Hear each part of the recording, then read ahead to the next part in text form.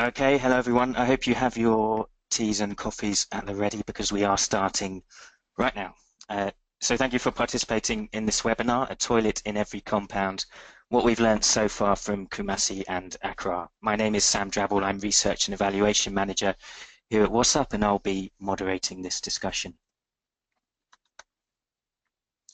So before we get to the presentations, we're just going to quickly outline the agenda for the next hour, say a bit about why we're doing this webinar, and let you know how this is going to work. So our aim today, as you're probably aware, is to share the learning from the compound sanitation strategy, which is being implemented as we speak in Kumasi and Accra under the Sanitation Service Delivery Program. There's some important context about that SSD program. It's funded by USAID and implemented by WSUP together with our partners PSI. So she was torn between professionalism, integrity, everything. And said, someone coming in there, please can you mute if you're not then speaking? the man said, no, if you quit, I will say that your cash check was lesser, and that was the it was to that extent. Okay, thank you very much for that quite thrilling interlude. Okay, so yes, the SSD program, just to finish outlining the context for this, it includes activities in Ghana, Cote d'Ivoire and Benin. PSI is the overall project lead and WSUP is the lead implementing partner in Ghana.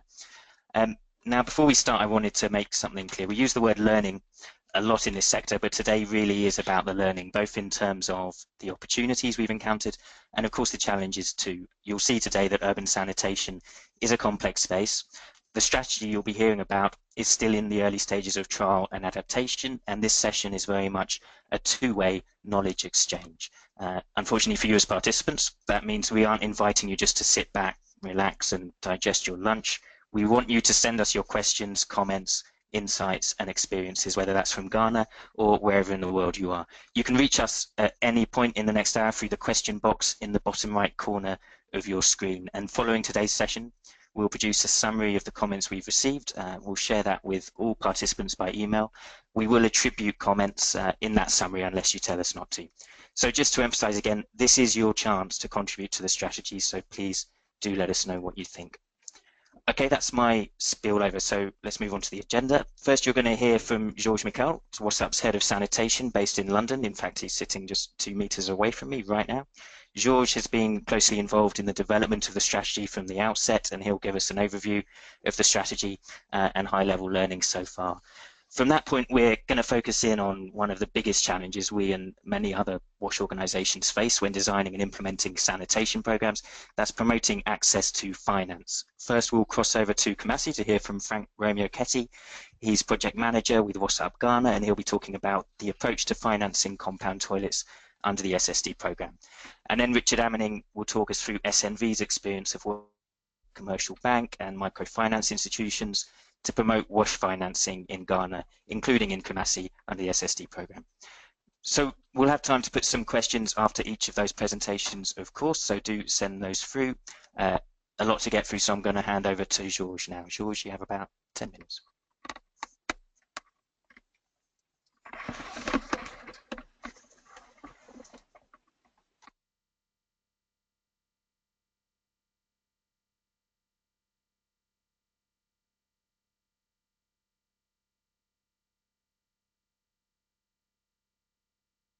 All right, hello everyone. Just making sure you can see my screen. Yeah. So thanks, Sam, for the introduction. As Sam mentioned, WSUP has been working in Ghana on the compound sanitation strategy for the past couple of years or so. So I'll give a bit of background before we get into it. So we're working in Kumasi and in Ga West. Kumasi is the second city in Ghana, and Ga West is a suburb of Accra, the capital.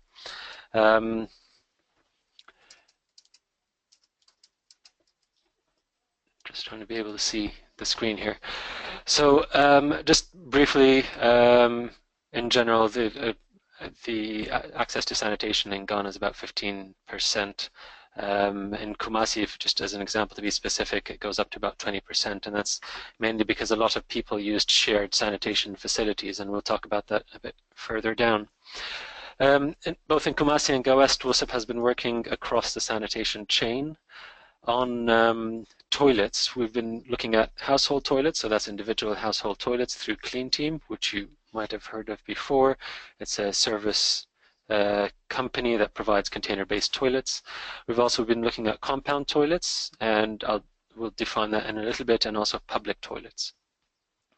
And both in Kumasi and in Ga West, we've been working with vacuum tanker operators. Generally speaking, there isn't nearly any informal manual emptying in these cities. It's mainly vacuum tankers providing services. And also we've been working with KMA, the Kumasi Metropolitan Authority, on treatment of fecal sludge in waste stabilization ponds in a centralized site called OT. There's a very long history of public toilets in Ghana, especially in urban areas. This is a map of Kumasi and the 10 sub-metros in Kumasi, and it's dotted, as you can see, with public toilets. There's about 420 public toilets in Kumasi. Nearly 60% of low-income population use public toilets as their primary toilet of choice. So it's a pay-per-use model where you show up, you pay 5 cents or so to access a public toilet. As I mentioned, we're also working on compound toilets, and that's what we're discussing today. So a compound typically looks something like the drawing there. It's a bunch of rooms surrounding a courtyard in the middle where some shared activities happen, whether it's cooking, washing, or something like that. And typically what we're talking about compound toilets is a toilet for these shared facilities. The overall context is there's quite a few national policies and investment strategies in place in Ghana, but it's really difficult, and we see that in a lot of other contexts too, where it's just not translated on the ground to the people on the ground to what they're supposed to do on a day-to-day basis. So while the policies might be there, it's not being translated on the ground. We worked with the 2 municipalities in Kumasi and in Ga West. In Kumasi, we started first off in Kumasi preparing a compound sanitation strategy with the target of providing 100,000 people with access to compound toilets between 2014 and 2019. And in Ga West, it's about 80,000 people. So this is a little bit complicated, but I'll try to break it down. The top bit and the top branch that you see, and so this is just a summary of the compound sanitation strategy. Rather than sharing with you 60 pages of a strategy, it's much easier to kind of put it into this graphic. The top bit is the public sector's response. So what we'll be looking at, what KMA or the municipalities are looking at improving enforcement through their environmental health officers, and we'll talk about that a little bit more later. Training and certifying businesses and construction of toilets. Collaborating with communities and traditional leaders. So these enforcement officers would be working with communities to get people to put toilets in compounds. And then monitoring progress, learning from that, and adapting. Then there's a private sector response, which is this bottom bit.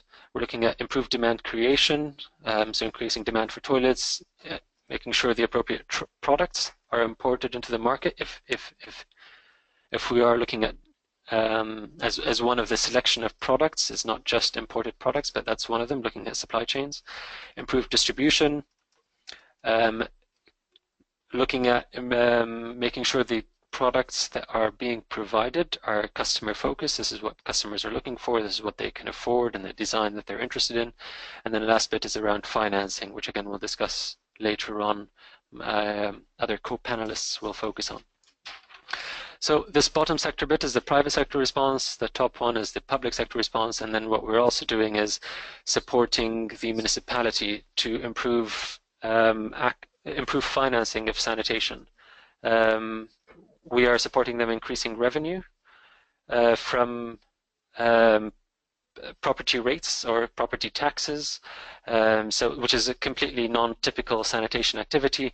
But if we are going to be asking them to allocate more funds for sanitation, then we are supporting them with raising more funds internally, what they're calling internally generated revenue.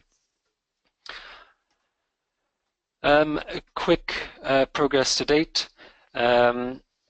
We've worked with about 15 businesses for construction of toilets, but really the only strong and active ones are about 8. We're also looking at and working with toilet sales agents, but less than half are really active in the market. So far, we've only sold around, these agents and the construction businesses have only installed about 88 toilets, serving about 1,500, 1,600 people. And the total investment is about $97,000. And so that's what we've been trying things on the ground, and the approach WSUP generally follows is learning by doing, so we can help better understand what the challenges are to scaling. So some of the lessons we've learned on this, we've split them into supply and demand, and some of the and the barriers to scaling up toilet sales. So on the supply side, we find that the service providers, those constructing the toilets, have limited capacity to scale. Even if you ask them to build 20 toilets tomorrow, they don't have the capacity to do that. They don't have the capacity to create demand, so they struggle at that end. They also have limited access to finance. If they want a loan to grow their business, that is often a struggle. They have been trying to apply for loans, but they're not getting accepted in quite a few cases. So we're trying to better understand how to build up their capacity to be able to respond to the minimum criteria that are typically required from an FMFI, and they're not coordinating very well. This is an issue both for the public sector and the private sector. They're not really able to partner very well with the municipalities. So where the municipality, there is a role for them in creating demand through enforcement, through working with communities, but that isn't streamlined very well in terms of that demand that is created is automatically transferred to the private operators or private those constructing toilets. So that process is not as smooth as we'd like it to be. On the demand bit, the toilets are not extremely desirable, whether it's aesthetically or cost-wise. And that brings us to our next point. It's pretty high. The cost is quite high. It's between $300 and $1,200 per toilet. And there's a lot of reasons behind that, and it's not very straightforward to bring down the cost. Even if you design a toilet that is at $100, by market forces, the price will go up. And then the last bit is there are not a lot of finance options, and again we'll discuss this. Frank will discuss this in a bit more details. People feel that their options for financing are quite expensive. There's different products on the market, but it still feels that people still feel that they can't afford them. On enforcement, we have worked on a few different things. We have supported the municipalities on gazetting their bylaws. What that means in layman's terms is making any proposals on bylaws, basically making them enforceable.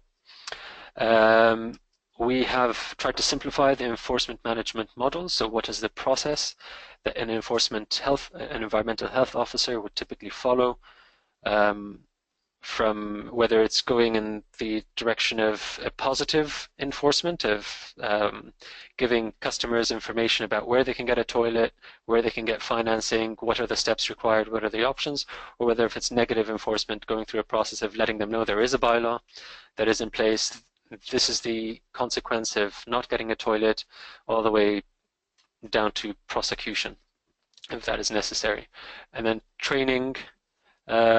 We've provided training for different public officers, I guess. So we've provided training to 70 environmental health officers on the enforcement management model, on understanding the full compound sanitation strategy. We've also provided managers training for the different departments, so to understand how to better manage your staff, how to manage their performance. And we've supported training of the 3 prosecutors that are in the different assemblies on taking cases to court. What is the evidence that is required when you show up to court, how to prepare your case. And we've also trained a few environmental health officers because they are the ones that generate the evidence that is needed. Some of the lessons that we've learned from the work that we've done on the public sector side. On the political end, there is a need for increased commitment. The politicians in place do make the right sounds and the right noises in saying that they are committed to sanitation being a major issue and pushing for improved sanitation in their cities. But when it comes down to finances, that doesn't always translate. So the assemblies, the mayors don't push as much budget, I guess, as might be necessary to the compound sanitation strategy. So also the bureaucrats, I guess, looking at the city or authority, they have a lot of competing demands. So if you're a waste management department or an environmental health department, you have, I don't know, hundreds of other things you need to be doing, a lot of different activities. They find it difficult to put a lot more funding focused just on enforcing toilets or putting toilets in compounds. They have to balance that with a lot of different activities. Then at the sub-metro level, when you take it down to each individual district or ward, whatever you call it in your city, there needs to be a lot more focus on the different models and a simplification of how the different environmental health officers, their managers, the community, the process by which they communicate with each other needs to be streamlined. And finally, at the community level, there needs to be increased community engagement. Currently, the links with the community are strong, but there aren't any clear targets and milestones that the community can commit to and feel empowered to try to achieve those simple targets. That's it for my bit. I'll pass it on back to Sam. Okay, great. Thank you very much, George.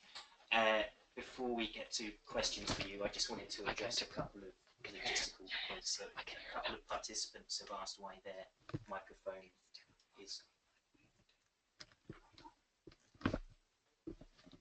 I can't hear Sam. Okay. Give me a second. Sorry, passing it back to Sam.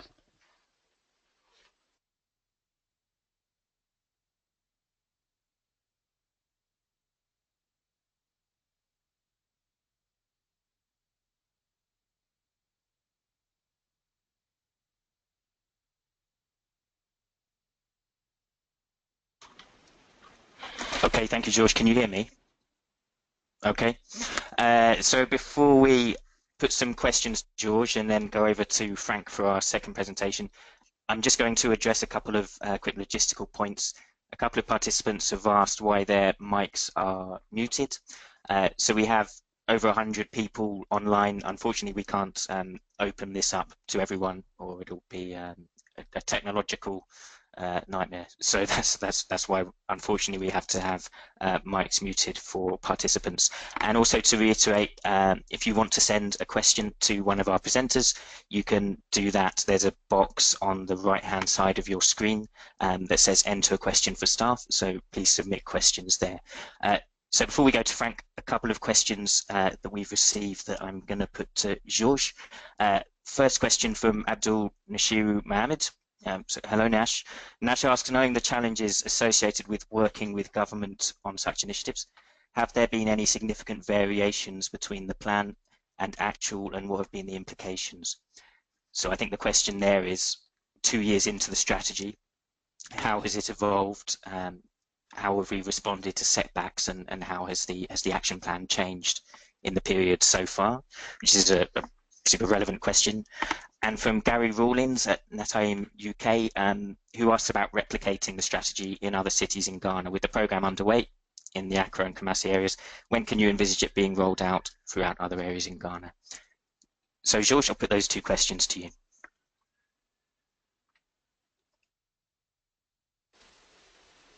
All right, can you hear me? That's really good questions. On the first one, how has the plan changed? I think it is slowly changing. So we went through, we're right now going through our second learning and adapting meeting. The main challenge is around financing the toilets, and we're trying to work around that. But I think I would say that the plan hasn't changed significantly just yet, because we're still getting the learning in and things are still ramping up. So I would say in general it's still along the same lines as we initially had in the plan. But I think we are expecting changes soon, I think, based on the data that we're gathering now. When can it be rolled out to other cities? Well, to be honest, we're still learning. So we wouldn't want to replicate in other cities just yet. I think there are lessons that we are sharing around the planning process and what we're learning so far, and we would probably direct you to our website for that. But I think our plan is probably by the end of next year to have more information, more relevant learnings that might help with replication. But I think right now we're still generating the learning. We're not there yet.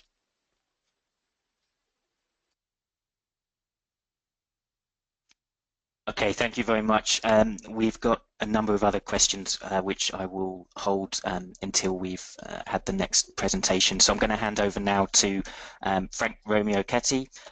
Frank is responsible for day-to-day implementation of the strategy in Kumasi. He's really at the coalface of this work, and he's going to tell us about progress and challenges to date in financing compound sanitation. So we're going to transition to Frank now.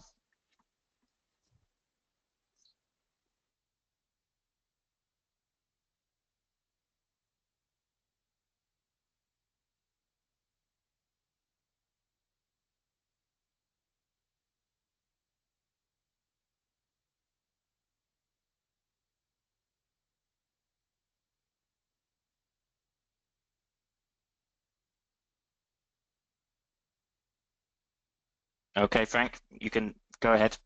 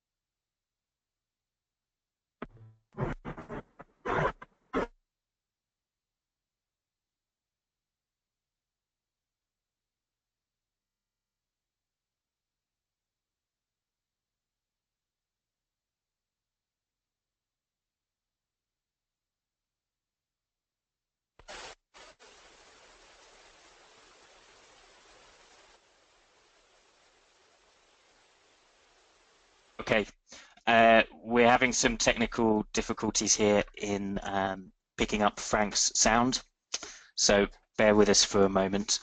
We're going to move to Richard Amaning.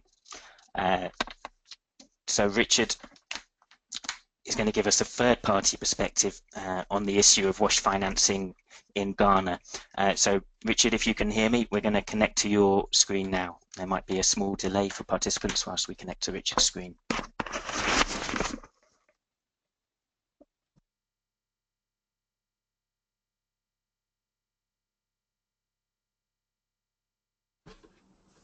Hello?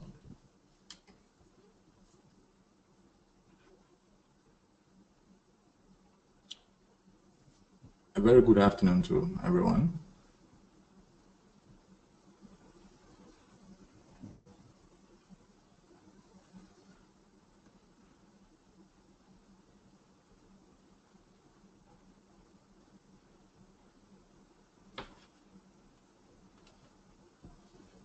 I want to share our experience with the private sector approach towards financing WASH, the experience in Kumasi Metropolis, and also through the collaboration that we've had with WSUP in the Every Compound project.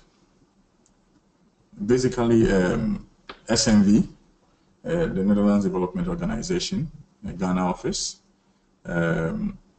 introduced a WASH financing program purposely to bridge the gap between the demand and supply side of WASH, the demand side being the households that are being triggered through CLTS and urban sanitation models, and also the supply side being the businesses or MSMEs, the micro, medium, and small scale enterprises engaged in the WASH provision of WASH services, and also those who are in the value chain as far as WASH is concerned. The major challenge, as my earlier presenter said, had been the unrealized opportunities by financial institutions to the WASH sector due to the that the sector is not profitable, high interest rates charged by financial institutions, and the unwillingness on the part of financial institutions to create portfolios to finance WASH, and households' inability to access credit from financial institutions. These were challenges that bedeviled the industry. However, with the funding support from the Embassy of the Kingdom of Netherlands, EKN, and SNV introduced a WASH financing project that P2P, that is catalyzing WASH from possible to profitable, which was implemented in partnership with a commercial bank in Ghana referred to as Fidelity Bank.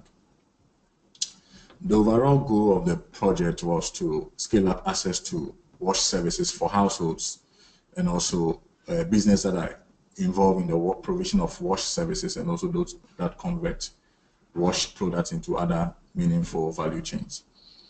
The project basically gears to stimulate the private sector involvement in the provision of financial services so that we can have sustainable businesses across the WASH sector. The approach used by the project is to establish a revolving fund that creates access to credit for both the households, that's the compounds that are being triggered to build toilets, to work confidently to any financial institution to take credit for those who cannot afford from their own funds or incomes, to take loans from financial institutions and build the toilets, as indicated earlier.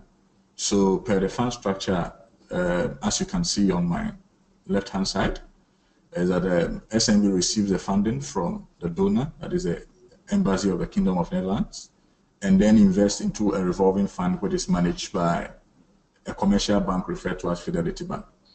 The commercial bank lends to SMEs, that's small and medium enterprises that are engaged in provision of WASH services, and those that are within the WASH value chains, and also to microfinance institutions. We realized over the years that households, because of the collateral requirements and other securities, are unable to deal directly with the commercial banks because of collateral and security issues. So what we did was to cascade to a lower tier financial institution, that's a microfinance institution, that has a lower requirement and also flexible loan arrangements, so that the MFI will use their resources and capacity to access from the bank and then on-lend to households and small or micro businesses that are within the WASH industries. So that is the approach over here.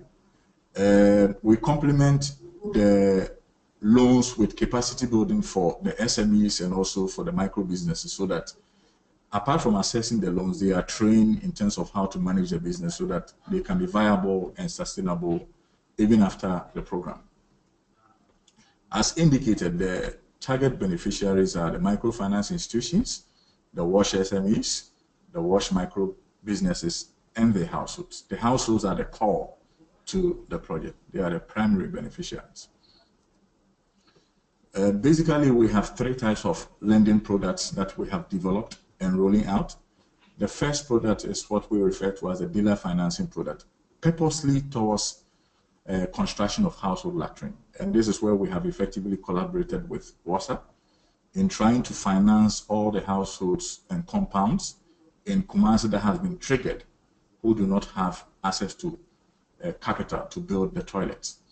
Then the second product is the asset financing product. This is basically for institutions that need toilet facilities and also water facilities so that they can access the loan and put in place the structures. Then the third one is a general wash window loan, purposely targeting the supply side of wash and the value chains so that they can extend businesses to the households. So I will dwell on the unique model that we're using for sanitation delivery and what we have been able to partner with WSUP. For the dealer financing, what is done is that the household is not given the loans in the form of a cash. If a household, if a compound that is triggered walks to a microfinance institution to access credit to build a toilet, we've realized that normally when households are given physical cash to build toilets, there are likelihood of possible diversion of the funds into other pressing needs, such as school fees, such as funerals and others, especially in Kumasi where funerals becomes a prestigious activity. So what we have done is to put in place internal controls mechanism that ensures that funds are not released directly to the household, but the household walks to the financial institutions, assess the credit, then the financial institution contacts a dealer who is a latrine artisan. Then the dealer goes and provides the household the toilet. If the household is satisfied with the facility being provided, the MFI pays the dealer, and then the household repays back the MFI, the loan, over a period of time. So this is how the dealer financing model has been structured. So the MFI assess funds from the bank and then identify dealers that are artisans trained by NGO collaborators such as WSUP and other NGOs. And then the dealers are linked to the MFI so that the MFI can provide them with business from the households. And then the households move to the MFI. MFI contact the dealer. The dealer provides this income. Where SMV comes in is to build capacity between the MFI and the bank in understanding the household needs in terms of technology, sanitation technologies that are acceptable by the industries, and also ensures that households' capacities are built to be able to certify the technology provided by the dealer and ensuring that the dealer does not provide shoddy work for the households. So this is how the dealer financing model has worked. Through this model, and in partnership with WSUP, in Kumasi, we've been able to involve 2 microfinance institutions that are implementing the dealer financing product in Kumasi. These 2 microfinance institutions are linked to 7 latrine construction artisans who were trained by the Metropolitan Assembly and also through partnership with WSUP. So the idea is that we realize that over the years, artisans do not, when they are trained, because they don't have the jobs to provide a toilet, they become dormant over the years. So what we have done is to create a market for the artisans so that through the MFI, market opportunities is created for the artisans and they receive cash directly from the MFI to build toilet for the household. So the 7 latrine construction artisans have been able to support a total of 850 household demands that is linked to the MFIs. And through the approach, we've been able to facilitate the construction of household latrines to over 150 households. And a total amount of $250,000 has been used in the provision of credit for the household. So basically, we're trying to bridge the gap between the demand side and the supply side through the provision of credit in our unique approach known as the dealer financing. And the compounds that are being triggered by WSUP are linked to the financial institutions. And artisans trained by the Metropolitan Assembly as a government agency in collaboration with WSUP are linked to the market opportunities directly to the MFIs. Now, the key lessons we have learned within the industry is that involving the private sector in WASH financing works effectively. What we realize is that over the years, the financial institutions have been neglected in WASH, because financial institutions also believe in what we call the triple bottom line objective of profitability, social mission, and environmental impact. They have always focused on profitability. What they haven't done so well over the years as financial institutions is their social mission and also environmental impact. And in Ghana, every financial institution believes in do no harm to the environment, of which open defecation does harm to the environment. So once we're able to approach them and let them understand how open defecation has impact on the environment, they will embrace the WASH sector and also provide credit lines to that. The second lesson we've learned is that partnering with financial institutions in terms of linking demands to them help create sustainability, especially for households. When households realize that toilets are provided free of charge, they don't take good care of the toilet. But when they realize that they have to take a loan to finance their toilet, then because the money, they have to repay the loan, they take very good care of the toilet facilities. And this ensures sustainability of the interventions that we provide. And also when we're able to link the demand created through CLTS and urban sanitation approaches, we create sustainable jobs for the artisans. Also realize that a lot of artisans have been trained through projects, but many of them are dormant now because they don't have jobs. Households are unable to contract them directly because they don't have the capital to pay the artisans directly. But through our approach, the financial institution finances the artisans to construct the toilets, and then household pays back over a period of time through credit arrangement. So these are the lessons we've learned so far in the industry and through the partnership in working in Kumasi. Thank you very much.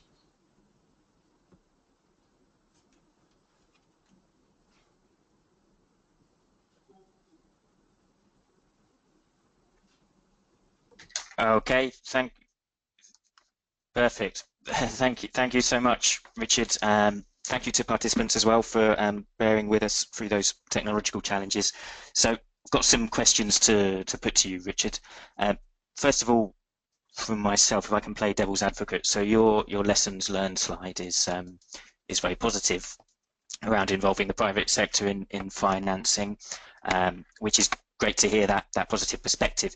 If I can ask you just to elaborate on some of the challenges that you've faced, specifically with engaging SMEs and the 7 latrine construction artisans that you mentioned in your presentation. Another question from Deborah Foy. She asks which MFIs, so specifically which MFIs in Kumasi are you working with on household wash? And a question from Raymond Akufu, who asks, is the private sector or government better for leading sanitation in Accra, but in Ghana more broadly? Framing that as a either-or question. Okay, so challenging questions. I'll put those to you now, Richard.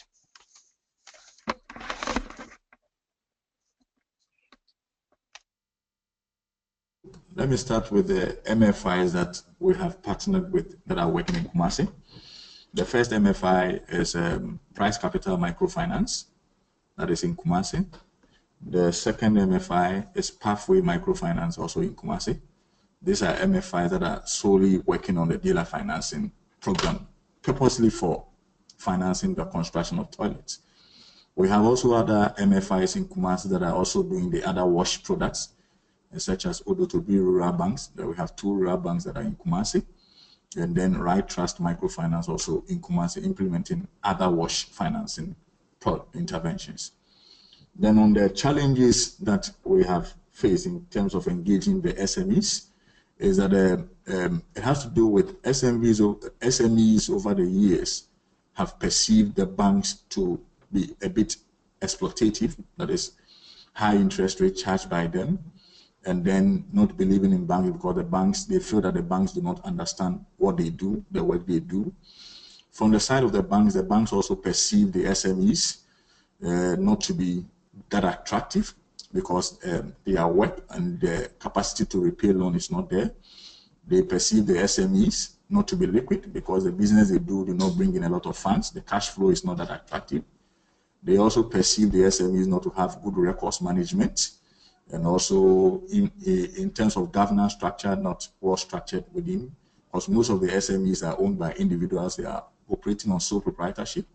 So these were the challenges. But working with these two different entities, that is the SMEs and the financial institutions, both have come to realize that there's a need for capacity development in terms of bridging the gap.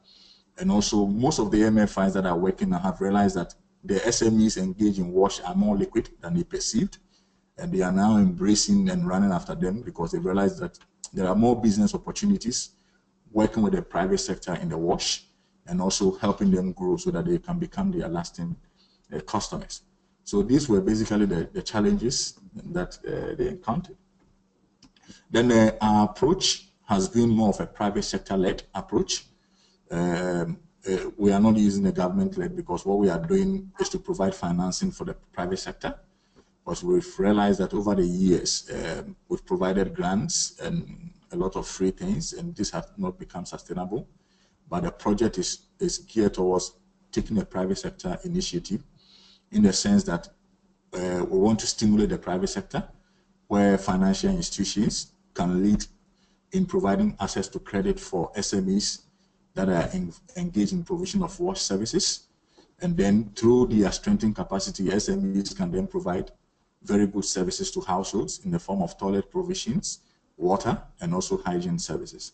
So basically, going by the 3 questions that I have, this is what I can say for now. Thank you.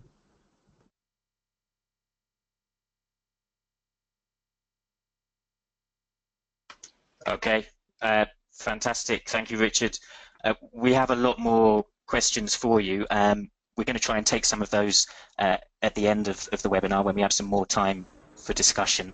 I'm aware that some of you who have joined may have to go at 4 o'clock. I think we're going to run a little bit over that. So we're going to go to Frank now, just to ensure that you can see all 3 presentations.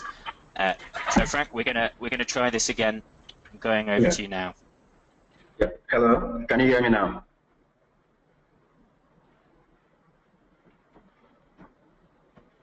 Yes, we can hear you, Frank. Go ahead. Okay. All right, thank you. I'm going to give a presentation that will detail the financing schemes that are available in Kumasi in support of household toilet constructions. As already mentioned, the model that we are implementing in Kumasi is premised on a market-based approach where households are engaged and encouraged to make financial contributions for their own improvement in compounds. Currently, we have 4 financial schemes that are operational in Kumasi. We have one by fair. We have engagement with MFI, that's microfinance institutions. Currently, there are 3 microfinance institutions that are engaged in the provision of loans for household toilet construction. Then the 4th scheme is financing by the households themselves. That's what we term as informal financing. Either the landlords themselves or the landlords provide the financing, or the artisan would provide materials for the construction, with the landlord providing part payment and the remainder of the payment being recollected over a period of time. So I'm going to provide details on each of the WASH products, the 4 schemes that currently exist and operate in Kumasi for the of loans. We have, for the first one, you have the first MFI, and in this regard, I'll mention that Kumasi, HFC Boafo, Price Capital, and Pathway, as earlier mentioned by Richard. The MFI 1 actually applies to HFC Boafo, and currently, to be able to satisfy the provisions or requirements for a loan, the requirements are first the purchase of an application form, which is around $2. Then after the application form payment, that's after you open an account with the MFI. The application form purchase, down payment or a cash of the loan amount to part of the construction of toilets. There's also a charge of 2% for for insurance for the loan. And HSC Guapo currently has an annual interest rate of 36% per annum. And with that, they have a repayment period of up to 36 months, that is 3 years. So, an average cost of toilets in Kumasi, I think in George's presentation, he mentioned that the toilet cost ranges from $300 to $1,200. So you have the average cost around $900, and with an average cost of $900, that means for a household to call of around $164 to qualify for an HSC. You take the last row, which is the fee. That is the fee that is charged by the MFI in this regard. HSC Buapo monthly, and the average repayment duration that we use here is 12 as a maximum payback period of 36 months. The loans that is decided, the average repayment period that people have opted for is 12 months. So once you calculate that, you have a month that household $2 for the construction of the toilet. Then the second by is price capital, which is receiving its funds from the SNB arrangement, SNB Fidelity Bank arrangement. For HFC Buapo, the provision of their loans, they are using their own funds, funds of the bank, to provide the loans. But price capital are sourcing their funds from SNB and Fidelity Bank. An application form of $4. They have a 20% cash collateral or down payment for on the loan amount that is requested. They have a process insurance of 1%, annual interest rate, and the maximum repayment period is up to 12 months. Average mass is $900. So for price capital, an individual, a household acquiring a toilet, a loan for a toilet will need $208 as initial payment to be able to access the loan facility. And with an interest rate of 17% per annum and an average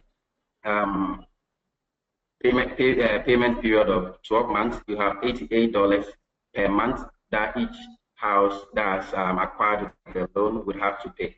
Then the third MFI in this regard is Snappy Abba. Snappy Abba Savings and Loans also currently launched a wash product. It was launched in July, and it's also with support from water.org.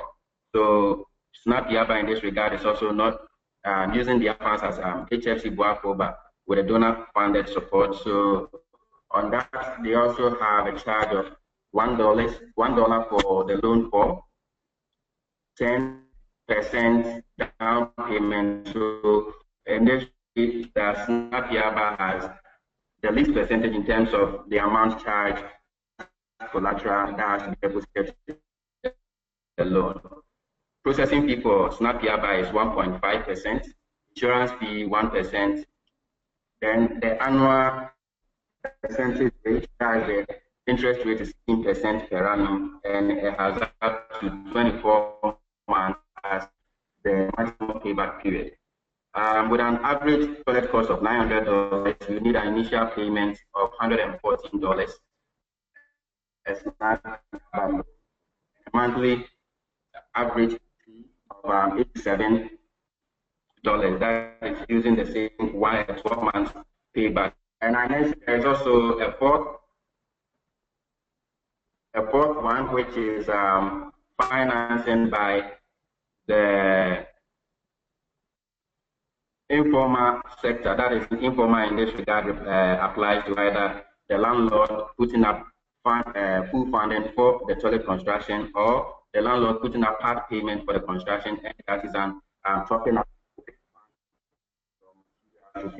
construction. And in this regard, usually you have the landlord putting up 50% of the cost, and the artisan will charge 15% for 3 months repayment period. So in this regard, there will be $450 with the average construction cost of $900.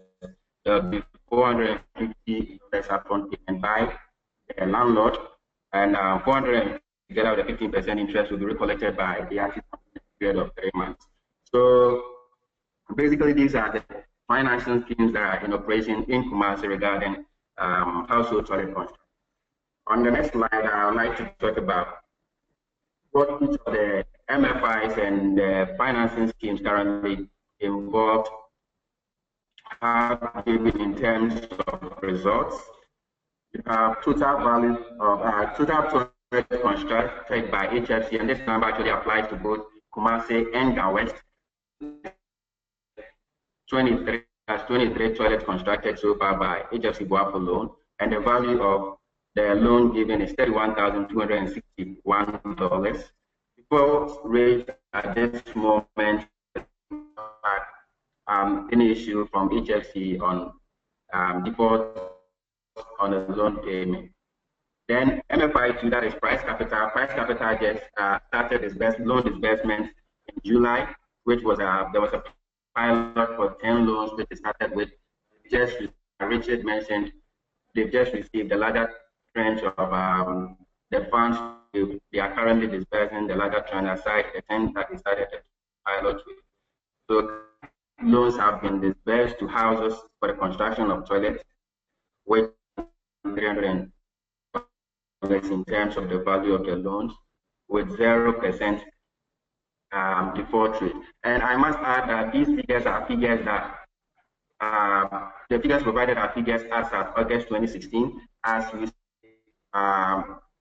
price capital, for instance, has disbursed more than 10 loans weeks, so that is not added up to.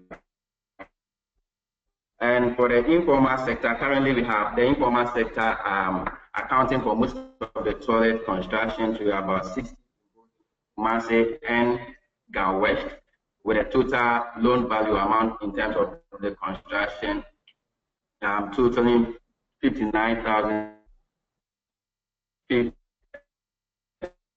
Default rate in this regard is also 0% as an instance of default. I also like to add that in duration of each of these financing schemes, you have HFC being operational in Kumasi. By say being operational, that is the wash loan product of HFC has been operational in Kumasi since October. So it's just about getting to a year. NAPI budget started in July, so they are less than. Price capital and part we also just started less than. So HFC Boafo's loan product being the one that has existed in the market long. Next slide, I would like to discuss current challenges. One key challenge has been difficulties in really explaining the loan procedures or processes to or compound members. This is because MFIs involved generally understand dealing with individuals on one hand, where if I'm providing a loan to a business, I deal directly with the business owner and everything is sorted out. But there are too many differences with just providing a business loan and providing a loan for a compound for toilet construction. You take Kumasi's example, for instance, where you have a predominant issue of houses with multiple landlords. In that regard, you just don't deal with one person, you deal with all the landlords in that process, and that is something that MFIs usually find uncomfortable. So that has been another difficulty, and other difficulty has also been the red tape in terms of processing the loans.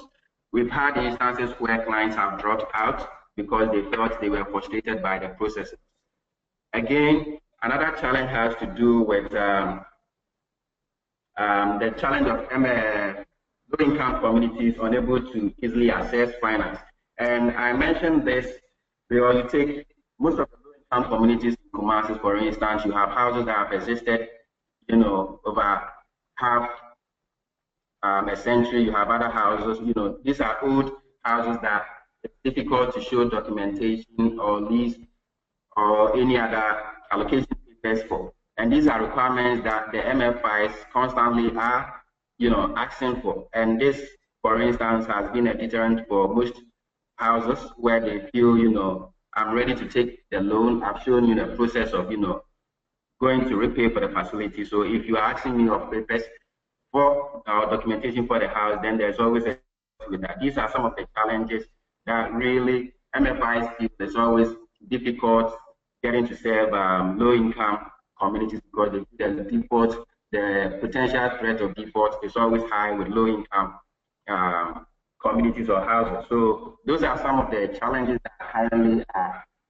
being encountered in terms of the implementation on the ground. I think the difficulty with interest rates has already been mentioned in previous presentations. That's also a key challenge where in fact several people drop out because they got to the final stage where they've made payments for cash collateral and everything. It was at the final stage that they got to realize the real interest that they will be paying per annum, and they dropped out of the process altogether because of the interest rate. So currently, these are the challenges regarding financing of compounds in Kumasi.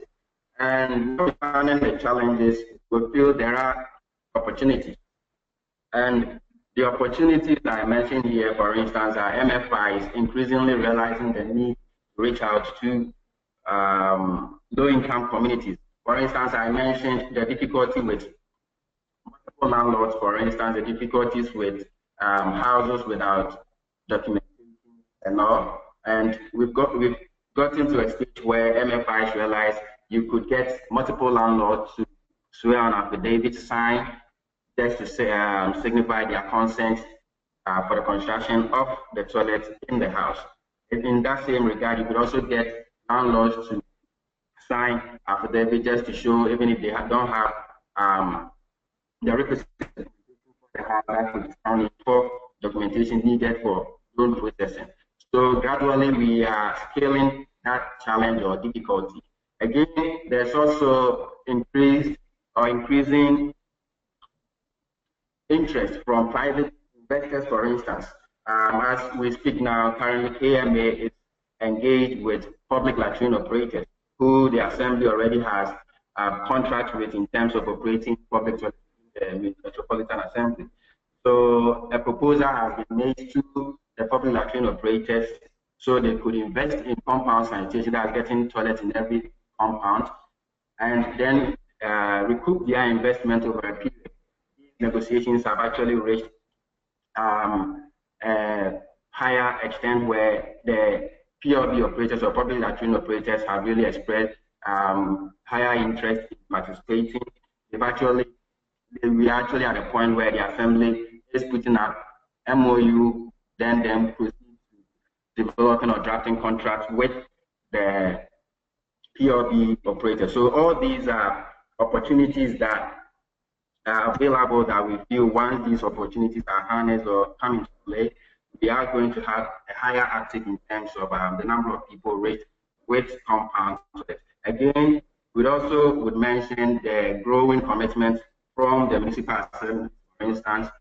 We realize that the best way to go is to have improvement in compound sanitation at the household level. The best way to go is to ensure that people do not see public latrine or public toilets as a place of convenience that they go right from their homes in the morning.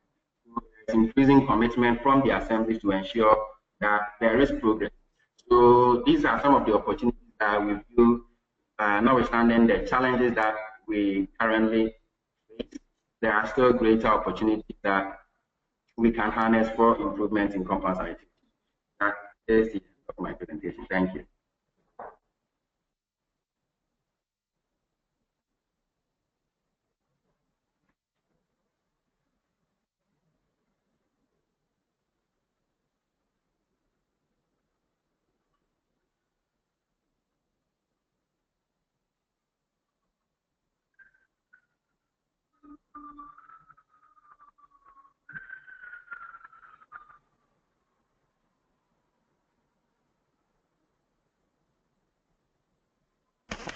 Okay, thank you, Frank, and apologise for the line cutting in and out there. But great that we were able to have Frank present. So Frank, a couple of quick questions for you. Firstly, from Adam Hassan, do you think the annual repayment rate is too high? And a question from Sean Tyrrell, what does $900, the cost of for the toilets, what does that buy you? What are the components of that cost? So really a technical question about the nature of the toilets that we are installing. How far does $900 get you? So if you don't mind answering those questions, Frank. Okay. I'll take the annual repayment rate, for instance. Yes, previously we've had issues with that, but currently with the price capital arrangement and SNAP-YABA arrangement, people feel quite comfortable with the amounts they are repaying, you know, with those, because they feel the interest with those MFIs are down. So with a 36% from HFC, there are always difficulties or challenges with that where people drop out of unrealized. But with price capital and SNAPI's 17 and 15% respectively, people feel comfortable in taking that. You know, we've had instances where people have taken price capital 17% and their repayment per month is higher than they would have paid for HFC's, but HFC was 36% because they took the loan for a lesser, let's say 6 months, but they were comfortable with it because they felt the interest was lower. So currently that is the situation with the annual repayment rate. And $900 for the average cost of the toilet provided, that is cost for the substructure installation. This is not, we don't have the superstructure inclusive. If I say the substructure, that is the containment, that whether it's a septic tank or whichever construction, that the containment that goes down for the toilet, that is the cost of it. So we gave this figure because in Kumasi's case, predominantly you have houses with existing superstructure. That is superstructure that were used for toilets during the days when pan latrines were, you know, in use in Kumasi. So most of those structures are still existent, and that is why the cost provided here is for the substructure and not together with the superstructure.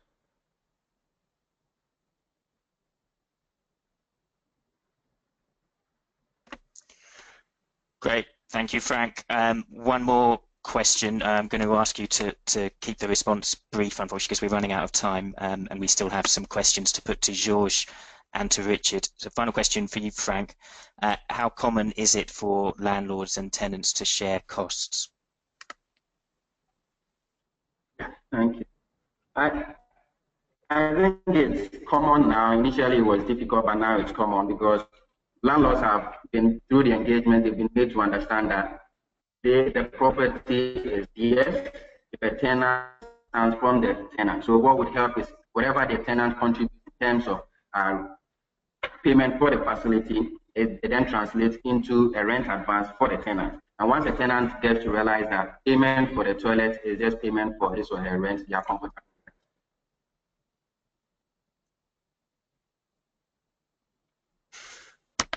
Okay, thanks, Frank. Sticking with this theme around landlords and tenants, which is a hugely significant dynamic in the context of what we're trying to achieve here. So I've got a couple more questions around this, which I'm going to ask Georges to respond to.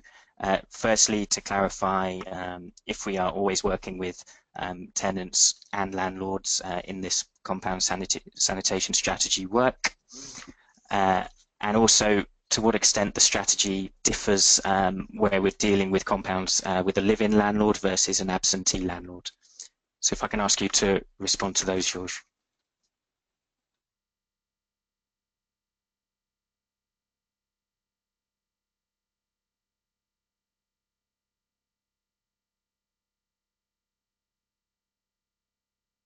Hello. Yeah. Great. Sorry. Maybe I'll start with the second question first. Live-in landlords and absentee landlords. I don't know that we see that very. I don't think it's very common in. I don't think we see it very often in Kumasi and in Ga West. I think it might be more common in places like Lusaka and Zambia. And I think the reason is in Ghana there's rent control for low-income areas. So actually it doesn't really make a lot of money to be a landlord. And most of the landlords are live-in. And one of, I think the biggest challenges that we see is because of the low rent, landlords in general are not much richer, so they can't afford a toilet by themselves, and that's why they ask tenants to contribute to the cost of the toilet. I think, yeah, so that's kind of the dynamics that are working there. The other question was, yeah, was around are working with both landlords and tenants. So one of the biggest roles that environmental health officers that are doing enforcement, as well as the private sector, the biggest role they have to play is to be mediators between tenants and landlords, which is very challenging because that's not their typical role, but also they're very difficult dynamics where there are multiple landlords within one compound, and typically they're brothers or semi-brother, half-brothers. So there's a lot of kind of challenges and issues between them that you have to try to get them all to invest and agree to invest in a toilet. But that's definitely some of the challenges we need to be pushing. There's also a question about not pushing up rents. Well, as I mentioned, though, there is rent control, which is not necessarily a good thing, but I'm not saying it's a bad thing either, so I'm not sure. But we do think, based on the current rental rates, that landlords will not be able to invest unless there's an investment also from tenants. So whether that is one upfront investment where they say, well, a tenant, if you have two landlords and two tenants, maybe the tenants pay a lower amount, 10% each, and then the landlords pay the rest. I don't know. It depends on how they negotiate between them. But I think there needs to be a contribution from the tenants because of such low rent in Ghana.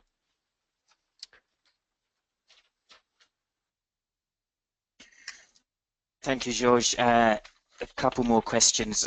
Excellent questions from Alan Edrington. Firstly, how much does the monthly loan cost compare to savings from not using public toilets? So as you touched on in your presentation, public toilets proliferate throughout Kumasi. They're the primary form of sanitation. So how does the cost compare for tenants in investing in a compound toilet versus continuing to use public toilets? And then a question around the installing the toilets. How do compounds squeeze the toilet inside? So what arrangements are landlords typically using here? Are they changing one housing unit to the toilet? It's a question from Alan Edrington.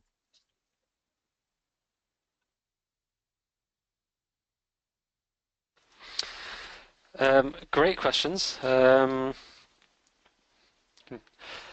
So around affordability and how it compares to a public toilet, I think the challenge is, so give here a little bit of experience from Clean Team. Clean Team charges about $8 or $9 per household, per customer per month.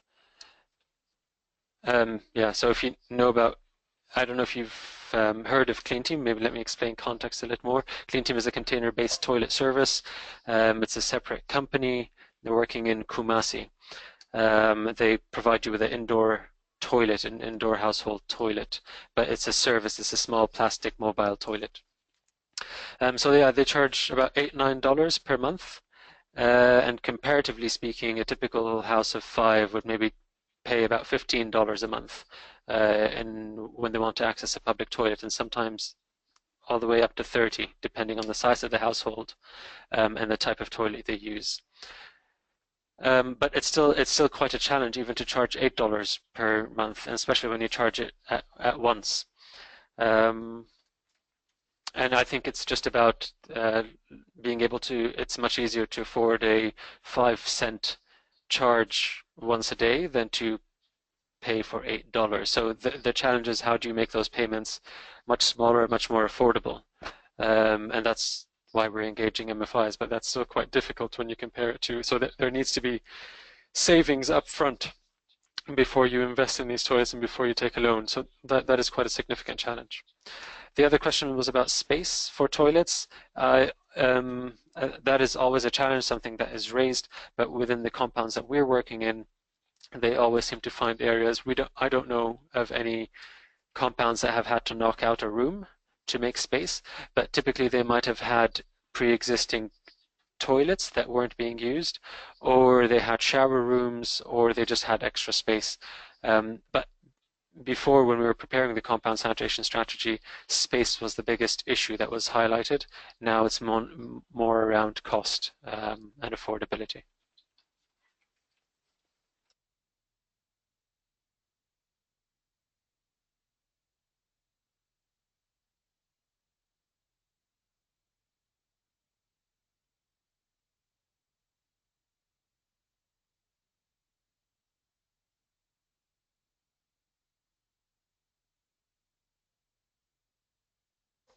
Okay, apologise for that unfortunate sight.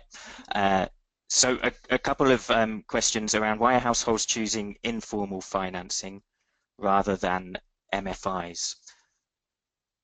George, you okay to answer that? Or well, let's bring Richard back in. Richard, if you're online, can we put this question to you? Why do households choose informal financing rather than MFIs? Okay, thank you very much, Sam.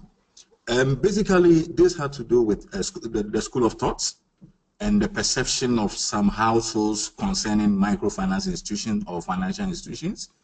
Some perceive, some had to do with the traditional way of thinking, that they don't want to be indebted to any financial institution because of fear of being default and being arrested by the police.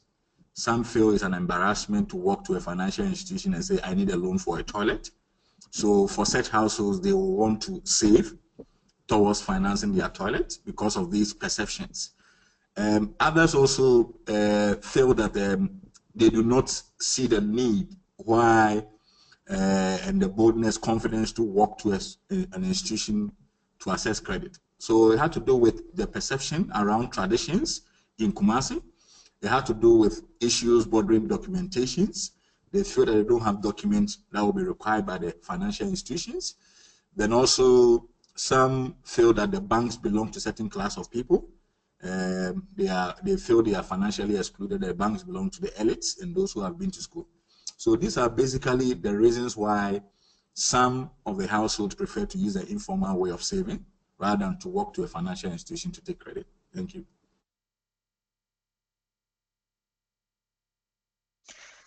Okay, thanks, Richard. I'm going to ask you 3 more questions. We've got a lot of questions about your work.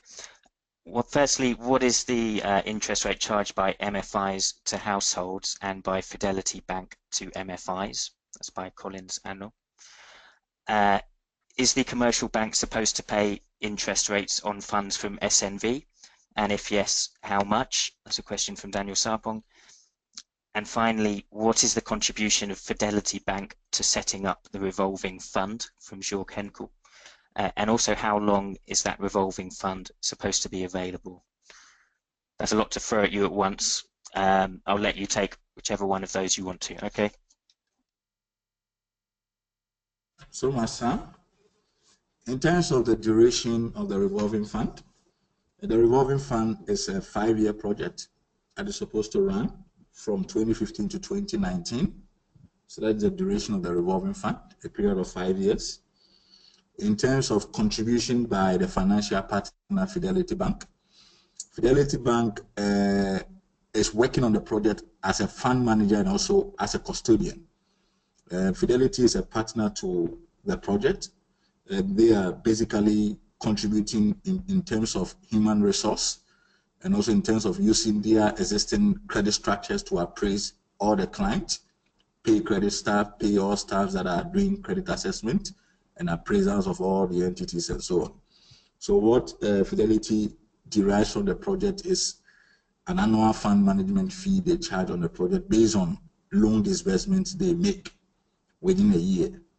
And that is way, way below what the industry charges. Currently, commercial banks are charging an average of 32% per annum for interest rate when they on-lend to any institution. But for the P2P, Fidelity Bank on-lends to the MFI at a rate of 10% per annum. And then the MFI are expected to on-lend maximum 17% per annum to the households and to the businesses. So for this particular project, there is an interest rate cap. I must mention that in Ghana, interest rate is an open market. There is no cap on interest rate. And that is how come banks charge high interest rates and microfinance charge about an average of 60 to 120% per annum. But through the P2P, MFIs that were previously charging about 100 to 120% per annum are now charging 17% per annum. So that is how the arrangement works, because there's an interest rate cap on the revolving fund. Then in terms of issues that had to do with Fidelity charging the rate, the essence of the rate charged to the MFI is to cater for foreign exchange losses in the funds, because the donor releases the funds to the revolving fund in a euro-denominated account, and then the bank had to convert from euros to cedis and on-lends to the lower tier financial institutions. So the interest rate charge when it's passed on to the microfinance is to pay back the foreign exchange losses that may arise at the end of the project. So basically, this is how the revolving fund has been structured. Thank you.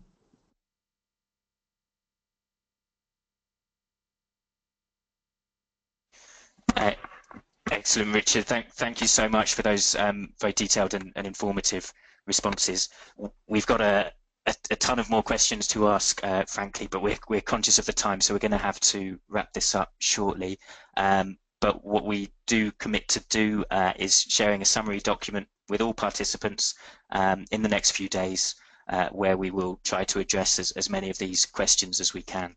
Okay, we're going to wrap up with a couple of final questions to George. These are on extremely significant aspects of the strategy.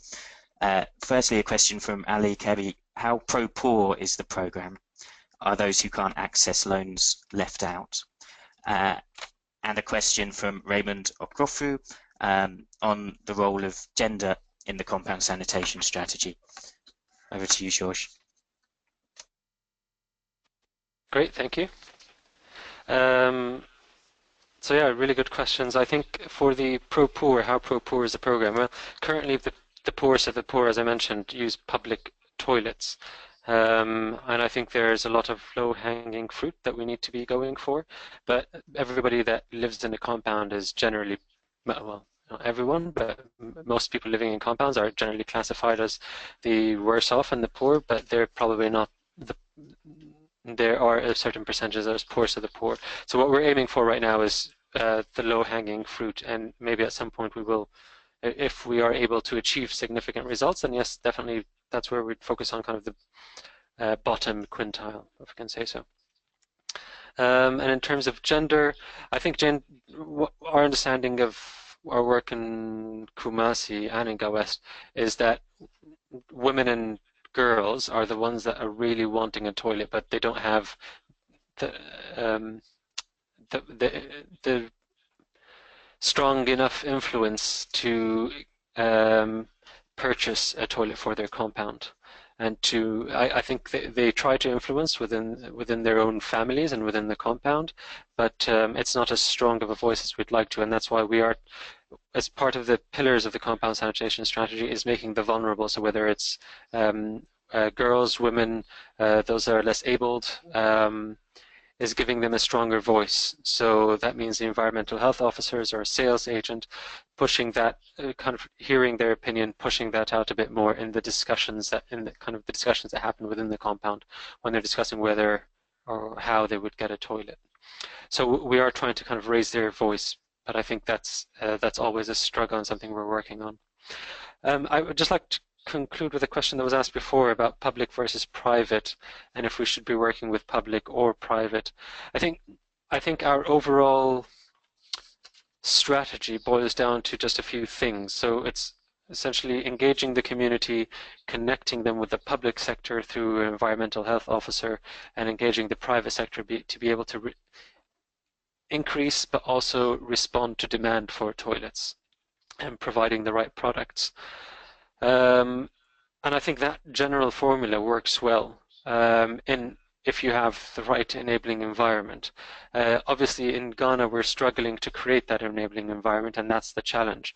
If we give examples of other countries that we work in, so WSUP works also in India through our consultancy arm, so WSUP Advisory, and we work in one of the cities called Visakhapatnam. And I think, don't quote me on the time, but at least the past 6 months, we've been able to install over 10,000 toilets. And it's nearly the same model where you have environmental officers, or they call them sanitation inspectors, representatives of the municipalities working with community groups within each ward. They have a simple plan as to what they're trying to reach within that ward to achieve open defecation free ward. So, and then you have the financing, which I think is probably maybe a lot of people have heard of, the Swachh Bharat mission. They provide, there's federal subsidies, but sorry, not federal, but national subsidies and state subsidies for toilets. I think it's about 15,000 rupees. I forget how much that comes down to, at least in the area we're working in. That varies by state.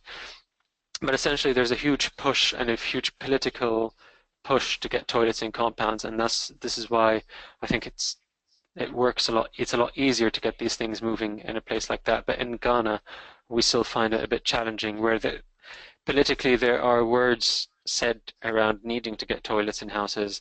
I think it's still a struggle to get the finance to get those toilets in compounds. And just a very simple example, you know, it's still difficult for environmental health officers to get into the wards they're trying to get into, whether it's they need transport for a motorcycle, they need the paperwork, computers, whatever it is to get things done. That's still a struggle to find it, whereas a place like India, they have the resources they need to get this work done.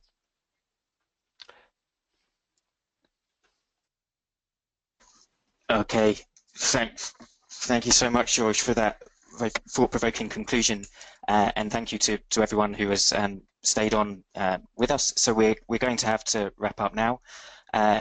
Just like to say a big thank you to all the presenters, to Richard, to Frank, to George.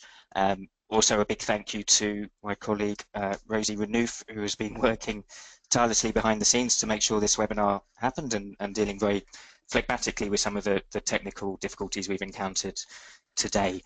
So we will go away now and work on a synthesis of the comments and questions we've received, and we'll share that during the next week. And I hope it's been good insight for you all into the complexity of the work that we're engaged in, and we've certainly taken a lot from this session. So we'll be in touch, and thank you and goodbye.